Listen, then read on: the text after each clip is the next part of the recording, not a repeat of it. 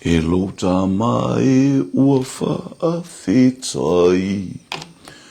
ua sililo alofa mai, ua whaiaia o mata mawhai, ta whaamanua ine, e ua whaawhitai ua whaamanu, ua whai mauso Yesu, e ola iau e whaapapau, ta whaamanu ainei.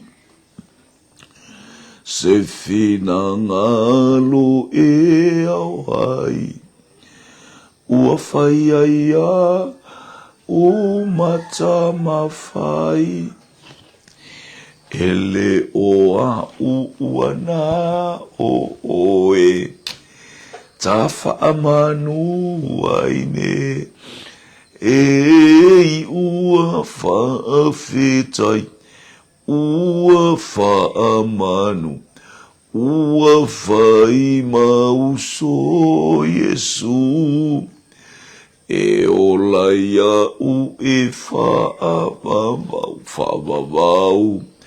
ta whaamanu ainei. Le nei ta le toi fefe ai, ai nau alo, whai a te oe, mavala au, elo uta mai, ta whaamanu aine, e ua whaawhitai, ua whaamanu, ua whai mauso Yesu, e ola iau e whaavavau ta whaamanu ainei. Ni ia lapa oe lo mātou to mani nei vaenga o le tae au pese ai o mātou nganga. Alanga ina lo manu malo o le atua sisi ese oe mai lapa oe le vavau e o atu i le whaavavau. O le atua e la e le vi inga e te pale le vi inga e o le vi inga le malo o male mai. Ia te oe mea umalava o le nei tae au. Haleluia mātou vi ia mwhaftaia la ufio no mātou mua mai ia le nei tae au mātou ngofie ma le lalelei ia umawhai a ile li ia o nau mātou whasoa whatasi mo mātou ainga mauso ma lau whanau ilunga upenga ta whailangi whatasi mai a whisoso ni mai tai oi mea uma ia i uatu mea uma i lovi inga le atua o Abramo le atua o Isaako le atua o Iakopo, ia vi ia lo suafa e whawau. Ia vi ia oe, ia vi ia oe, ia vi ia oe e whau. Ngalo mātou, se mo mātou o leo na o Yesu. Amene, amene. Ia, whatalofa nei tae au, mātou o whiere suafa manu malo. O Yesu ke risolo tātou wale e mano tātou whaola. Ia lele il nei vaenga o le tae au. Haleluia, manuia Samoa nei, longo le leile tau, ia mata ngō fia fo. E vela nei vai tau, tātou ai, e oso mai fo le la, ia tau talia fo ili nai yu anga e ma losi ale la. Te lo falong fo ili vela ia tunu i fafo, ia e tātou faftai ili atua, ona ole malosi o maua i tātou te whaatino ina i polo kalame i lea taimi ma lea taimi. I anga lea atu i penga ta whailangi o whela pole whale ua lesi. Ata fo i lea e whatalofa fo i haleluia isi o mātou. Whale ua lesi Global Kingdom. Whatalofa pole Jace RCTV mi ia lea lii. Haleluia mo le au o nanga i lea taimi ma lea taimi a whamanuia atu lea tua, whamanuia atu lea tua i mea uma. Mai o i le atua le vi inga.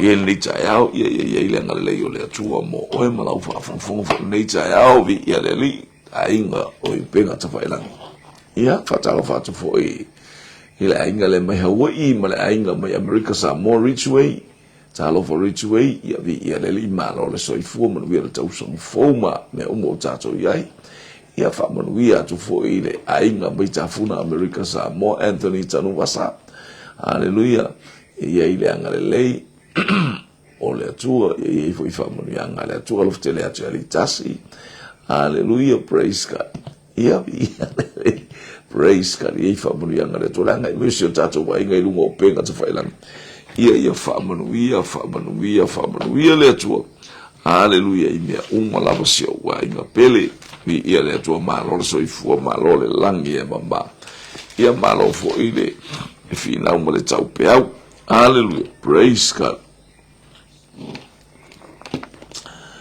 glory hallelujah glory hallelujah hallelujah praise God ia o le tatou tu sfai tau pe o tatou iai le tatou o mai o uma fa u ia Solomon ai fai matupu io se fa unga fou le ia te o ia ile tau sanga fou fai o matupu ha fai o matupu atali I ma fine o le tua o tupu ma osi taulang ne e fa pe ai pe tatou fia tupu ia ke riso fa pe mai ia te tatou hallelujah le upu le tua fa pe mai tatou o le tupu langa ua fili ia o tou Heise, kakitali ye tato fia.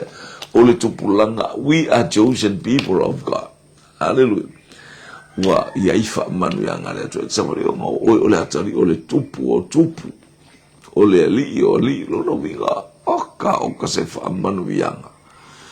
Ole tato me afai fo ila ia ile tu ole vi inga. Ia oe tama.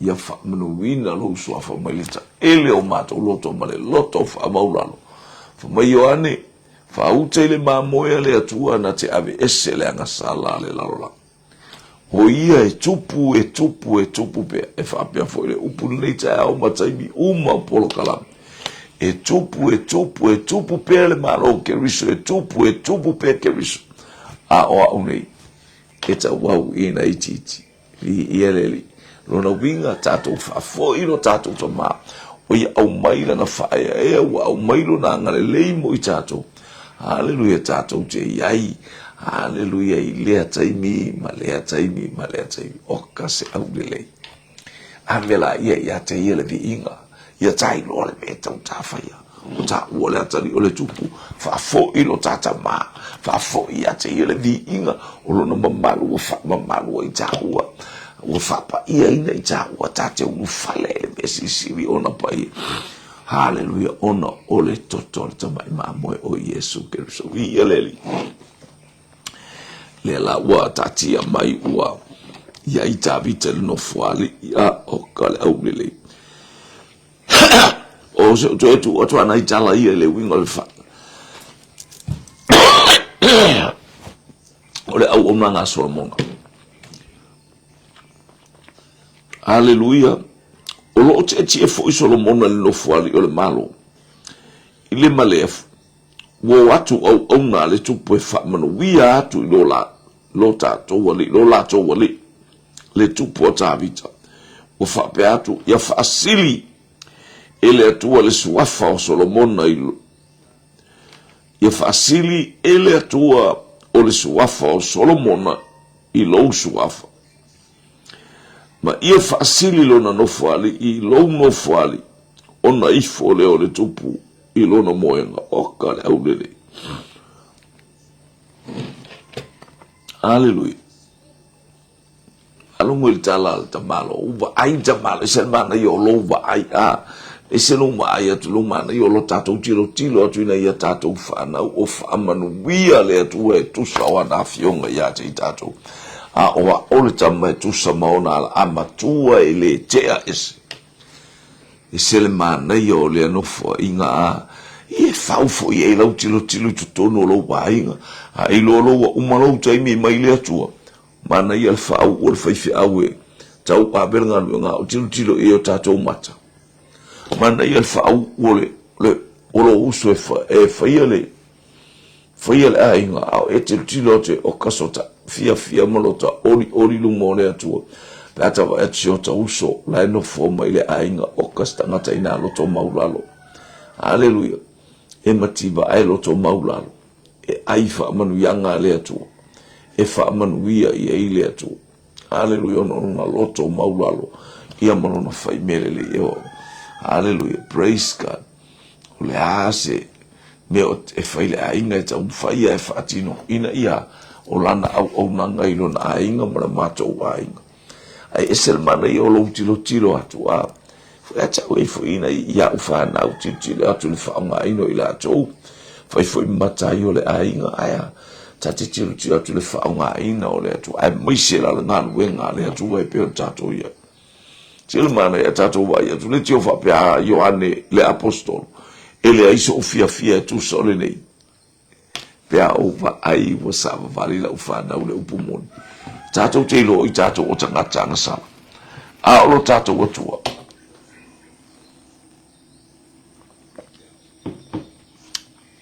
aleluia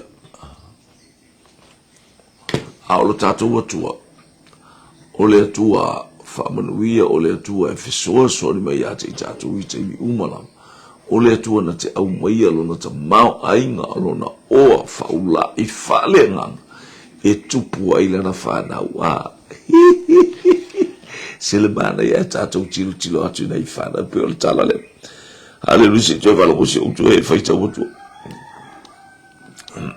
haleluya praise God o lo te e fo iso lo mona i le no whali o le malo i le malea foi o atu au na le tupu e whamanuia atu i lona atu wali i le tupu o tāvita o whape atu ia whaasiri e le atua o le suafa o Solomona i lo nofuali ma ia whaasiri lona nofuali i lo nofuali o na ifo leo le tupu i lona moenga o kai i le ngata i nao auto vaa maila ngona o tangata haleluya tātou te whaitapua inga mo tātou wifo whatasi i le atua.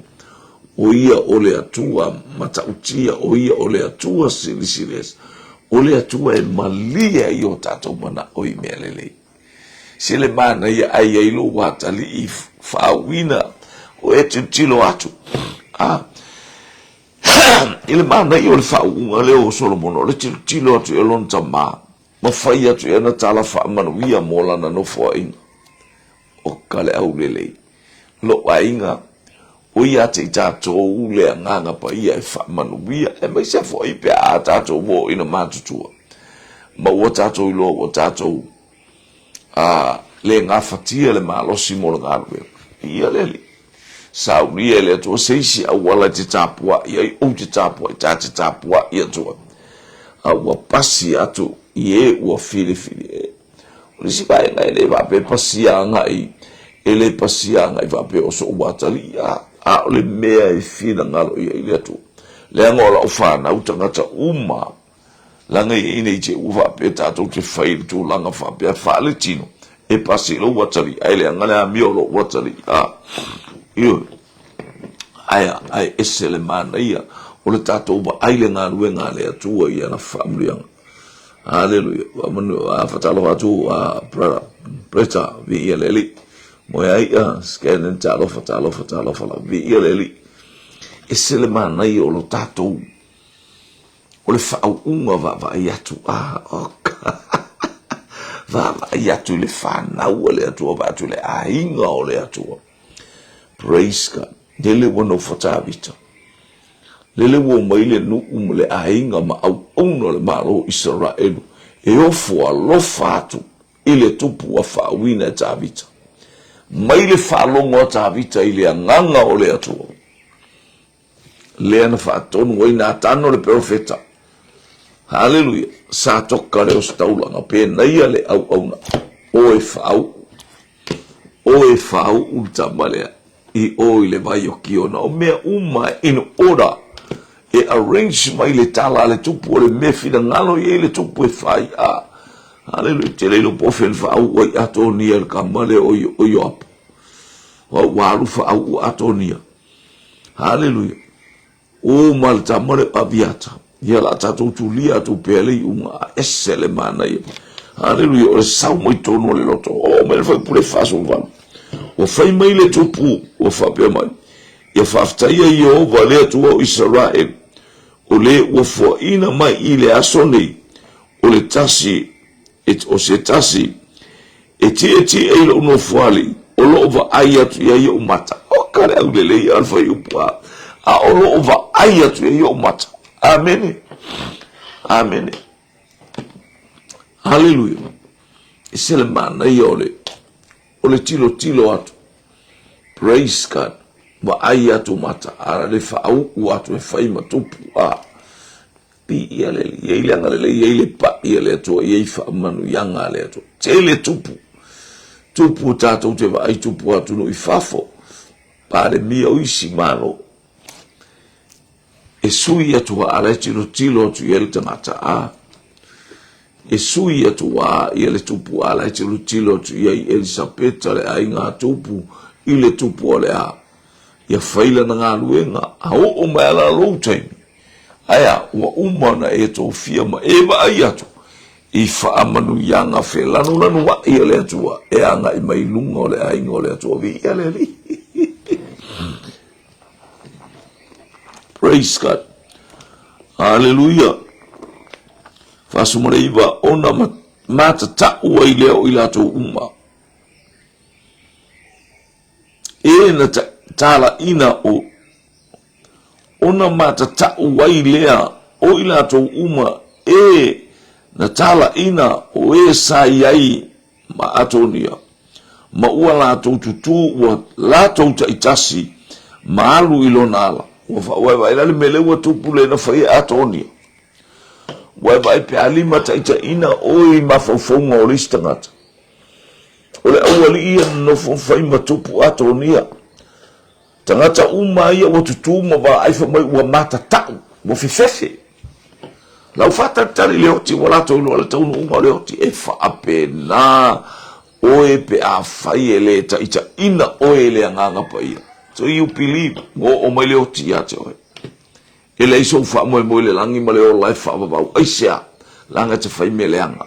O te whai me leanga. Tā te whai me leanga. E le mo mia e le atua. E mo mia e le atua tangata ia wha mamaina. Hallelujah. Paipe mo watu e ate oele maule e li teimi wata pena i o sua e abele nu. Ina wata pena la i o sua i le nuu. Wa o le nuu i talato i o ritana i kilikala. O le mea mua le na whaia i o sua. O le a wha mamaina le nuu. Le au nanga marata savalinga le ni tausanga. E au o na wha mamaina i tato. I wha manu yanga le atua. Vi eleli. Praise God. Praise God. Esele mana ia. Esele oa marata mau a inga. Hallelujah. Pe atato ubaba. Ia atu ile anga le lei silsili. Esele anga le lei fasoa o le atua ia te itato. Hallelujah. Fa mama ina. Ao ina. Ole amatanga le ole ekalesia. Ole vala au fo ile ilu so ifua mala uolanga. Fa mama ina o mea umatato te tautala i e mama. O mea umatato te mafofo i e mama. O mea umaito tonu o tato loto e mama. O ngā io inga umatato te fatino ina e mama mea uma. Isi sila mai fo ile atua ia te itato. E sila mai fo ile atua ia te itato i mea umalam. Maanga le lei mai ile atua. Ia leli. Praise God. Hallelujah. Ai awhai la tātou te ai awhai tātou te le mama ia elo no vinga en wha tātou te ita ia le lotu ai so el tātou alu langa mo memo mua taun wha mai nei wha longo no matau lia la ina ua umo na whail wha perito menga nu papa tiso ai le pāseka oka o tau mafa ile tino ma le toto le ali whaamanuia mea ia lea tua, praise God. Wa tau ina mai fo ia Solomona wa whape mai whauta wa matau atonia i le tupo Solomona. Fa'auta foi ua tango atu o ia I nifo le fata faitaulanga ua whapea mai o ia tautō mai le tupu o Solomona ia atea ui le aso nei na te le fasiotia lana au auna I le pēn whaalongo le wasau o umana whaau e whaima tupu a le ufai mai wasau ia wasau ato nia ma le whaamaua lalo mai ua ifo mai sau le tau whai mai e whaise tautō mai ia au Solomona na te le fasiotia ia a le wa umana aru whaaulo na tupu ale mai na tele fasiotia lana au ia toi au na foi la wa ala langa tangata ko se atu wai tangata mo fale tono tu ile tala inga au ne fai oe fai ya umatara inga se I to tono ngal wenga le tu fai oe matangata e fa upua se me se ma e fo se me se I tangata o e to sina I loto ma ave ese I ma fo tangata ona olea o le se o le whainga o le tāpolo kalam. A tāpolo kalam, mele o tātou wawai. Tua le mana ia. Ia, te whafonga mai so whaita otu. Hallelujah. Ua tauina mai fo ia Solomona. A saulunga limas furu ua matau a fo ia tonia ona o Solomona. Ona tula ile o ia malu. Matango atu inifo le fata faitaulanga. Ua taui mai fo ia Solomona. Ia makau ale mele kukongo le farisa. Ala wari tono le farisa. Tau wari tono le malu. Ia se iwa aila le me sulu ia. Ifa apea e ola le malu. Le te ola. Hallelujah. Ilo uloto fa maoni. Te ola ilo uloto vivi ile atuoma lo wola ana. Ai awale ngaba yako awa umele hoki. Vai aku wale kaure me nga mafofau ia. Lea ua fe memea. Ai fai ma o onga istangata e fai matala inga leanga I le va ai istangata. Ai sia leanga o ele wai whaatupua. Tala wai whaatupua wa o whaatula I marito hotel. Ia o foi la ia yo apo ia se tatou wawa ia tu stemi tatou te watu ia yo apo po sau. Tato wa atu ya aviata io wa tangata ia wa fatu lai ato ni alo wa inga awa te faia se mea ele tu sai ma le fina ngalo le atu se le mana io tangata io la mama e ati la na ba ila ngole upo le atu amu ia e loto mama ea e lo atu le atu mama lo loto ele te chilo mata ia a ofa eva ai sorry eva ai o mata ia a family anga ole o mata fa le anga e te tilo ile mamalu ole atu e ti nga fa ia ile alo sm itato wa ina itato tu spaia ele alo ese tangata kelsiano a wati ile ina fa ma ai tangata le mata ta ulia ile tupu ole o langa ole kelsiano te lo no Israel tinga na fa ia fa ngata ngata a Israel wale mai le baba unka ko wa ile atu la mai le fa ia tongi ata ngata le ulo Israel le fa le anga ata ngata ale me tato te talia ia ole atalen sa morta malo nar to fitus fu tangata sa mai ai kupito ai na fe ai kupito ale wingo le tal isso fato puele atuale le no ai kupito e o fine fa na mai ia wa aberta lai fato sanga o fine o taimi malo losi nge o fine so le pe le ongor ko fa fine pe or ke be fa nga wo ala he o no mai le pepe so le ai akango mo le fike fa lo la mo kusi hallelujah ponga ivio lima pe a mau mo ele fine e fa o taimi malo no mo to te ia farao ile li poti na vatu valen fa ia farao fasioti fa fine Asioti ta maiti, tama, tane, ai faola teniti.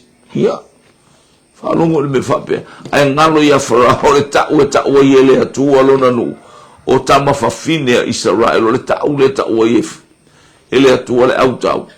Fa ea ilunga o to ulu o to tama fine siona, tama fafine e ta'u atu o teine le autau.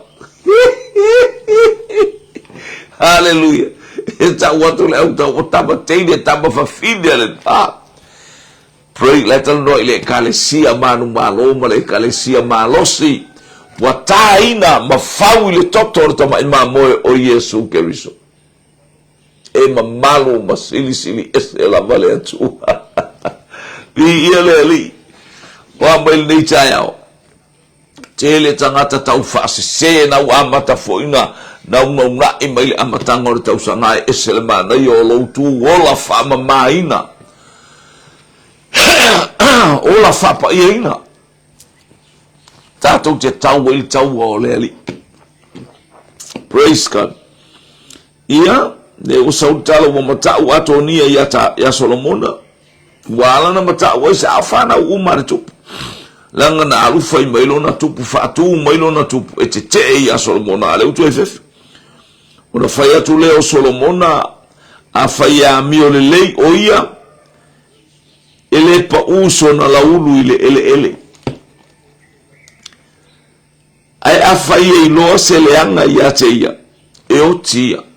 Falongola le upure ufaya tu ele tupu.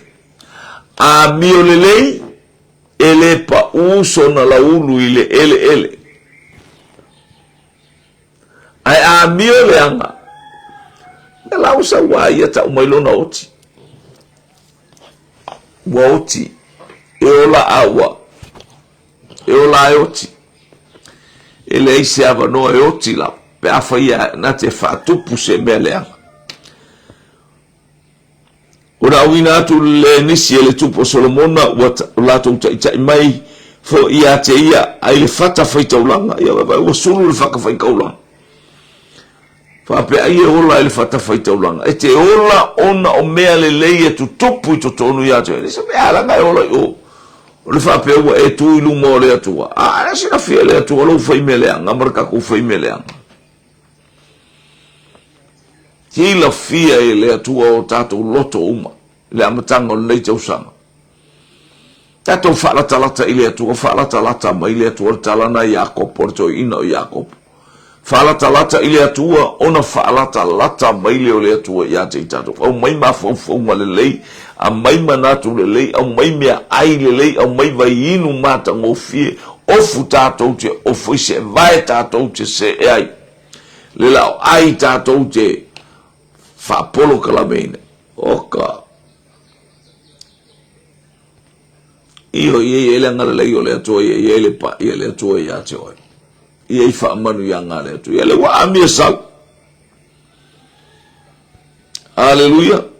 Ona saule o ye waifo mai ile tupu o Solomona. Ia uka waifo mai risko wa le kupu fia poko. Le kupu nga fai i o ngala balangonga o ye o le tupu o Israel. Ato nia le uso o Solomona. Ia le uto e fo mai ilea ina ua bala auta vita fati etie le wala to le upule malelenga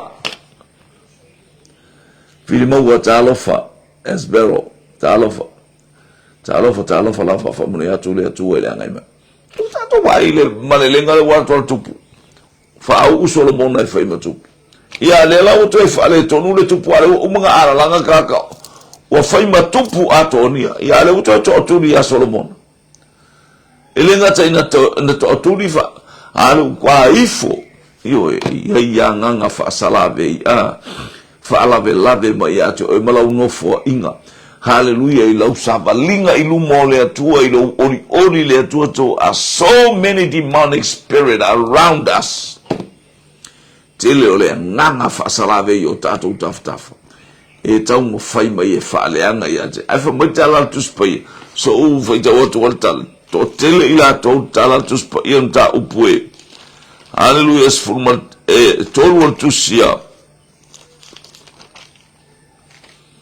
a faalinga si va fonga me la fa upule pa fauta o te tu ina atu ila to o ile sunako satani o e fai mai o yutai ila to aile ila ba o pepelo ila to fauta o te taita I ya te ila to hallelujah ina ia lato watu yo luma maifo watu yo vai lato te lo foi wa una wa over lo fatu ia te oi mata upose e tolu o tu sia fa alinga alfa upu iwa fa mai o ka se mau tangata o mai fa o lato o iutaia o le ata leo tangata fa mai o lato e fa ola ina ale makwa ola kala pepelo o le matua ola fa aluma ina o lato o langa fa mai o lato o fa ola ina a o langa lai ola fa mai le o lautus pai o te tai atu ia te ilato yo luma e atu e ifo ia te o eira o inga faiele mea faiele atua ke vai a kwa koe karkala ngole le mai ke vai a kwa koe li mai ke koe vai a kwa isia o anga na langa o le atuan fa tonu o mele e ala ila na fionga pai o te tai atu ia te ilato yo luma el tato wa ile ngwa o mosele alo le angwa yo kangaka ke ya Yesu to tele ilato wo fo ima la le wo fo ima tarsia ma yanga le leile atu e fo ima ma oni o le loto tato tau fai vi ima ala langa ile atu ai awone i fo ima istangata e fafori ngalanga o tele nao tangata sao o le teimi wa nga ima ile aso le Pentekoso taimi o le uruai e kalesia tele le maui u taiana na breakthrough mai to tonu le mele no mai to tonu ai o mai o le lato mana onga ia talia mua tu ia fa ai u taia mua lo wolanga muli ane ia wa e aluloa talia Yesu mua fa ai u taia ai muli talia Yesu leo langana to inga langa tonu ale aya lea wanga ima ya ifo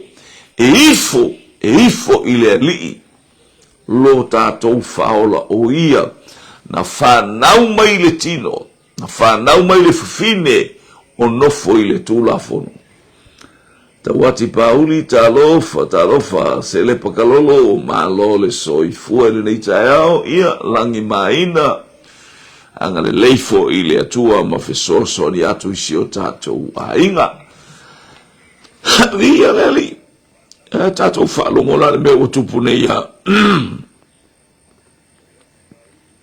praise God o tupune stamo atonia ole uso Solomona walu e faila na polo kalame faia matupu ya le uto e sauto e ifo le u faia tu ele tupu ona wina tu le nisi le tupu Solomona wala to tai mai ya te ia wa le fatu vai langona saude o ia mai fo mai ile tupu o Solomona ona faia tu leo Solomona ia te ia aluia oi lo fale ana mai ia ele ia istala tal pa wala tala Solomona go and have a rest go to your house alu lo fale ia leli aisia umana faitala Solomona yana au na mio lele tu sala na meu sawai e ola a mio leanga e ochi ni lele just leo tato lo so se mea mio leanga so se mete fau yo langona fau yo manatu tau fai fasioti ai lista ngata ele fina ngalo le atu e ate o te whaia na me o lo tomu unga o le oti a oi wa sauma le loto wha maulalo sauma le loto salamonga lue e ngā lue ngā a le atua wha maoni le atu wha mangalo i ate oi wha mangalo i ate ia leli o mai le abatanga wa lata ona poe oti a itavita ona whai mai e lea no faile o lana bavenga o lana mabaenga malona tani o Solomona o fape atu o le a o walu le ala o le lalo langi uma ia e fa malosi ma ia e fa tamatane o ila le mana ia tele le lewa umana tilo ile fa wina o lona tani le lewa umana tilo ile pa mai o Solomona mo malie lo na loto ile tilo le nofo mai le nofo ali e pa ia e mamalu o lana tala lea ia fasili ina na ilo nofo ali le nofo aisha ia increase la le winga ia fasili na ilo nofo ali ia tabita o le winga le tala tabita ia tele le manuia mai le atua Deu tau tala tabita ia e whaatamatane. O le tātou tala fo ile wha ile atai mima le atai. Be a man of God. Tātou wha malolosi. Tau le tau alele i o ile. Ile tu. Tele tangata whai mea leanga. E whesawali a ima whengaso loa i. Hallelujah. O lato mawhau mo o lato langona. Ese ale mea la e focus i ai. Ese ale mea la e aluanga i ai. Hallelujah. To tonu le ainga i to tonu le whanau. To tonu le ainga o le atua. To tonu le ngaluenga le atua. Ese ale mea nga i kangaka. Hallelujah. Na ole atua na te sila fia loto taitas. Hallelujah. Praise whalongo. Me Solomon na fo mai ia. Fo ile ma ba ngarta malo. Ole a o walu ile ala ole lalangi. E oti tangata ume tauna e oti fo ile utala ile watale i malo wa fini. Tauna e oti o iaisa utala i si au whanau. Tauna e oti o iaisa utala ia te ilata uma e whalata lata mai. Ia bi ia leli. Tauna e oti fo ile utala ile kalesia. Hallelujah. Tauna e oti wa ilo mea uma. Hallelujah. Ngalue ngale atu. Ia ile manuia o le atua i mea uma. Ia ilo ale anga i mai o le atua i ate o ia ilo wha manuia anga le atua. Le lewa whetara i mai le tupu. Hallelujah.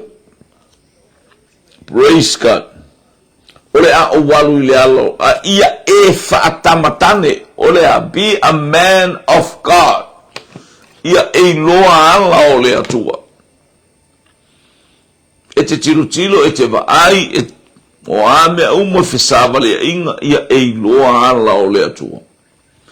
E te savali ai, oli ai, fia ai, i umea uma i le bi inga o le atua. E le leile ali, ia i le atua le bi inga ia i le atua le whaamanu ma le whaane. Tala watu lau sunga le vai lau tusi.